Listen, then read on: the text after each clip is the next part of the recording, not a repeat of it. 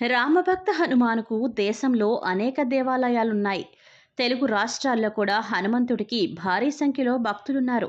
ఈ నేపథ్యంలో తెలంగాణలోని కొండగట్టు ఆంజనేయ స్వామి క్షేత్రం ప్రసిద్ధి పొందింది.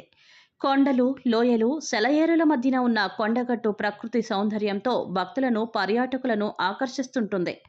పవన్, సాయిధరం తేజ్ వంటి సినీ హీరోలతో పాటు అనేక మంది రాజకీయ నేతలు కూడా స్వామివారిని దర్శించుకొని మొక్కులు తీర్చుకుంటారు.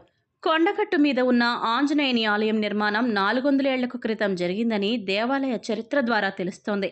ఇక్కడ ఆంజనేయుడు స్వయంభుగా వెలిశాడని, 400 ఏళ్ల క్రితం కొడిమ్యాల పరిగణాల్లో సింగం సంజీవుడు అనే యాదవుడికి ఆంజనేయ స్వామి కనిపించినట్లు కథనం. సంజీవుడు ఆవులు మేపుతూ ఈ కొండ ప్రాంతానికి వచ్చిన సమయంలో ఒక ఆవు మందలో నుంచి తప్పిపోయింది.